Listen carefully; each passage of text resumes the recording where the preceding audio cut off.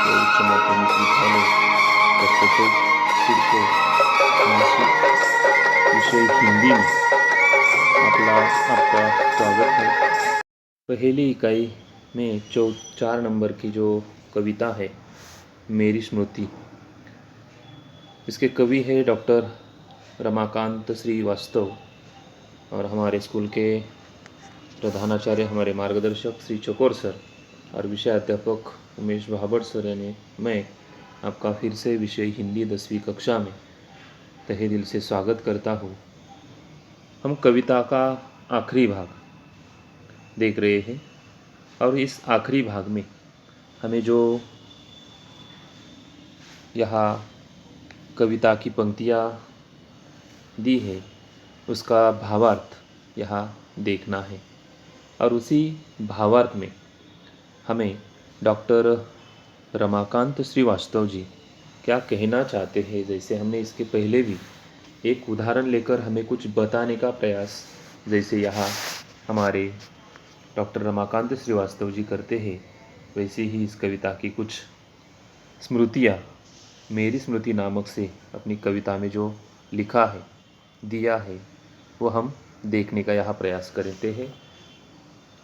पहले भाग में देखें, बजाने आई पीकी छीप बांसुरी अमराई में।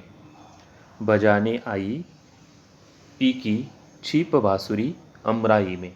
तो देखते हम एक उदाहरण लेकर कोई ना कोई वर्णन यहाँ होता है, तो यहाँ अमराई का वर्णन हुआ है।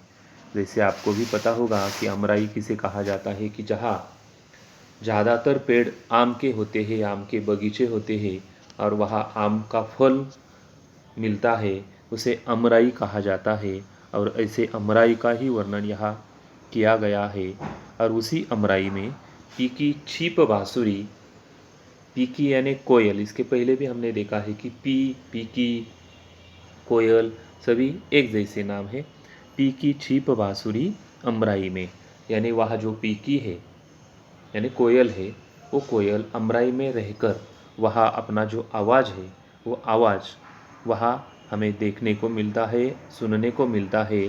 जैसे जो बांसुरी बजती है और उस बांसुरी के आवाज़ जैसी ही पीकी अपना आवाज़ वहाँ निकालने का प्रयास करती है, जैसे कि जो धुन यानी आवाज़ जैसी उसकी आवाज़ अमराई में बांसुरी जैसी सुनाई पड़ती है। अगले वाले भाग में फूल खिलता महक मुरझाता स्वप्न बनता। फूल खिलता, अभी फूल तो खिलता ही है। जैसे ही पहले फूल का जन्म होता है तो कली आ जाती है, कली के बाद फूल खिलने लगता है और एक बार फूल खिलने लगता है तो उसका महक मुरझाने लगता है। अभी मुरझाने यानी जैसे कि फूल के पास फूल तोड़कर हम हमारे नाक के पास लाते हैं तो उसका एक अच्छा सा महक हमें यहाँ देखने को मिलता है। वैसे ही फूल खिलता है, महक मुरझाता, स्वप्न बनता। और कई ऐसे लोग हैं कि फूल हाथ में लेकर जब अपने नाक के ऊपर लेकर आते हैं तो इतने दंग हो जाते हैं कि कहीं ना कहीं स्वप्न देखने लगते हैं और अपने आप अपने मन में चले जो भी विचार है उस विचार के स्वप्न में मुरझा जाते हैं या उस स्वप्न को देखते रहते हैं।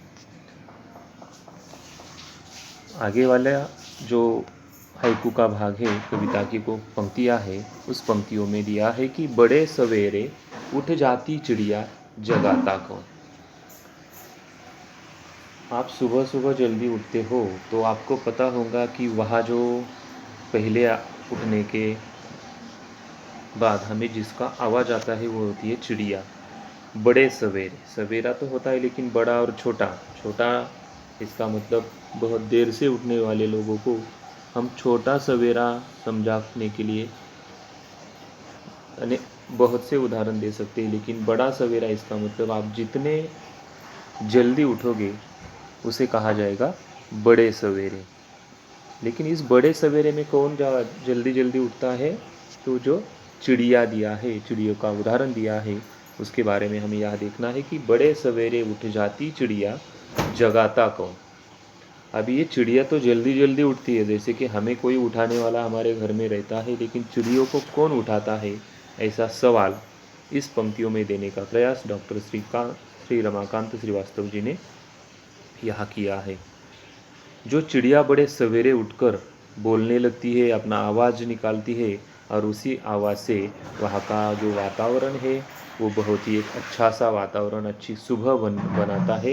इन्हें इतने सुबह कौन जगाता है, कौन उठाता है, तो ये सवाल हमें यह करने का प्रयास किया है। तो वैसे उसे उठाने की ज़रूरत नहीं पड़ती, अपने आप उसे वो एक आदत लगी रहती है, इसीलिए वो जल्दी जल्दी उठ ही जाते हैं। आगे वाली पंक्तियों में जो दिया है वो देखें। आए कोकिल धुनवंशी की गूंजे बौर महके। आए कोकिल, कोकिल यानी वही पीकी, उसी के बारे में फिर से यहाँ उदाहरण लेकर कुछ बताने का प्रयास किया है। आए कोकिल धुनवंशी की गूंजे बौर महके। अभी कोकिल का आवाज़ इसके पहले बांसुरी जैसा कहा गया था, इसे ही धुन वंशी यानी वही बंसी की जो बांसुरी के नाम से जानी जाती है, धुन वंशी की गूंजे बौर महके। जब ये कोयल के आ जाने से जो बगीचे में आवाज़ हमें देखने को मिलती है, तो उसी बगीचे में वो जब अपना आवाज़ निकालती है तो वो आवाज़ बंसी जैसा आवाज़ होता है। और इन पंक्तियों के माध्यम से हमें कवि डॉक्टर रमाकांत श्रीवास्तव कोयल, अमराई, फूल, चिड़िया और बौर यानी मंजीरी, इसके उदाहरण लेकर इस पंक्तियों में कुछ बताने का प्रयास यहाँ कवि ने किया है। और कविता के जो आखिरी भागों में भी हमें इतने अच्छे उदाहरण देकर कुछ समझने के लिए मिला है, तो वो बहुत ही एक अच्छा सा माहौल तैयार करने का काम कवि ने अपने शब्दों में किया है। कविता की आखिरी पंक्तियों तक हर एक का उदाहरण अलग अलग लेकर इस विषय को लेकर कवि ने कविता को समाप्त किया है। आज के लिए बस इतना ही। धन्यवाद।